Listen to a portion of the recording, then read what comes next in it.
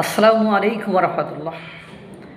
একই নৃশংস বর্বরতার দিকে বাংলাদেশের গুটি কয়েক সন্ত্রাসী জঙ্গিবাদী মুসলিমরা এগিয়ে যাওয়ার পরিকল্পনা করেছে।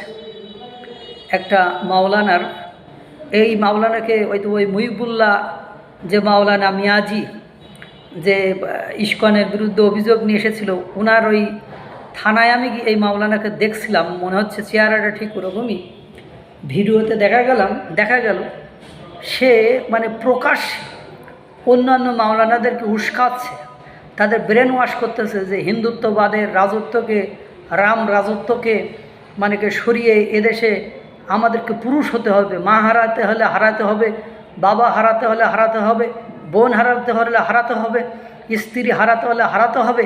কিন্তু হিন্দুত্ববাদের অবসান ঘটিয়ে এই দেশে আপনার রাম রাজত্ব অবসান ঘটিয়ে আপনার ইসলামী রাষ্ট্র প্রতিষ্ঠা করতে হবে। নাউজুবিল্লাহি মিন জালিক।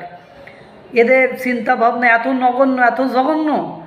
সেই একজন দাড়ি টুপি পাঞ্জাবি পরা লোক, মাথায় জুব্বা পরা পাগড়ি পরা লোক, কিন্তু চিন্তা ভাবনা কত নগণ্য।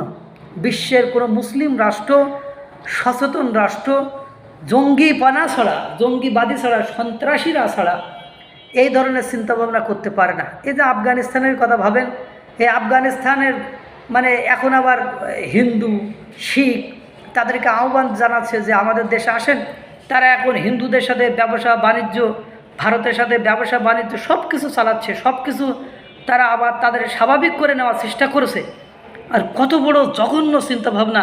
এই দেখেন না, মহিবুল্লাহ মিয়াজি কত সুন্দর করে একটা নাটক সাজিয়েছিল, নাটক সাজিয়ে বাংলাদেশে দাঙ্গা বাঁধাতে চেয়েছিল।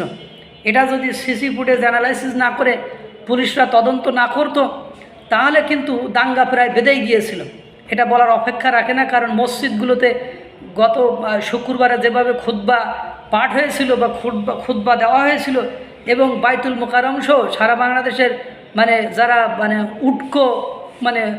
উটকো মাতার উল্কো বুদ্ধি বা পরের ওই কান নিয়েছে সিলে, একথা শুনেই যারা ধর্মপ্রচারকে কান নিয়েছে সিলে শুনেই যারা করতে যায় বা যারা বিধ্বংসী আচরণ করে, তারা মহিবুল্লাহ মিয়াজির না ভিডিও, না তদন্ত, কোনো কিছু না দেখেই একটা গ্রুপ, একটা গোষ্ঠী, একটা দলের উপর দোষ দিয়ে তারা এই কাজটা করতে চেয়েছিল, যে দেশে একটা জঙ্গিবনা, যে দেশে একটা সন্ত্রাসবাদে, দেশে গৃহযুদ্ধের দিকে যাক। একেবারে তার বক্তব্য একদম স্পষ্টত এটি প্রমাণিত হয় যে সে একটা গৃহযুদ্ধের ডাক দিচ্ছে, যে এদেশে যারা অমুসলিম রয়েছে তাদেরকে রাজত্ব, তারা কোন জায়গায় রাজত্ব করতেছে, তারা কোন জায়গায় সমস্যা করছে। রে ভাই, তারা যদি আমার ধর্ম পালনে সমস্যা করত, তারা যদি আমার ধর্ম নিয়ে এটাই গোল করতো, তারা যদি আমার ধর্মে বাধাগ্রস্ত করতো, তাহলে আমি সবার আগে সামনে যেয়ে দাঁড়াতাম। কিন্তু আমি আজ পর্যন্ত দেখি নাই যে আমার ধর্ম, স্পেসিফিকভাবে আমি যে অঞ্চলে থাকি সে অঞ্চলে কাউকে ধর্ম পালনে বাধাগ্রস্ত করেছে, কাউকে তার ধর্মে টানার চেষ্টা করেছে। বরং আমরাই তাদের লোকদেরকে কনভিন্স করে আমাদের ধর্মে নিয়ে আসছি। তারপরেও তারা শান্ত শিষ্ট, তারা কেউ তার নিজের ইচ্ছায় ধর্ম ত্যাগ করলে সেটা তার ব্যক্তিগত বিষয়, এটা নিয়ে বাড়াবাড়ি করার কোনো কারণ নেই। কিন্তু দুর্ভাগ্য হলো সত্য যে কত বড় দুঃসাহসিক চিন্তাভাবনা, যে বাংলাদেশের প্রতিবেশী রাষ্ট্র ভারত, যেখানে করেন 100 লোক হলো 140 কোটি, 140 কোটির ভেতরে 120 কোটি অমুসলিম, অর্থাৎ যারা মুসলিম ধর্মের অনুসারী নয়। তাদের যে সরকার, বিজেপি সরকার, সে হিন্দু সরকার, হিন্দুত্ববাদী সরকার, তাদের এদেশের হিন্দুদেরকে বিচ্ছিন্ন করে তাদের সাথে এই যে মা যাবে, বাবা যাবে, ভাই যাবে, স্ত্রী যাবে, আমাদেরকে পুরুষ হতে হবে, তাদেরকে সরিয়ে রাজত্বকে মুসলিম শাসন কায়েম করতে হবে। একথা শুনলে মাথায় এবারে ভাই নির্বাচন করে ক্ষমতায় আসা এসে তুমি ইসলামিক রাষ্ট্র প্রতিষ্ঠা করো। কিন্তু কি করলা? এটা কোনো যুক্তি হলো? এটা কোনো কাহিনী হলো?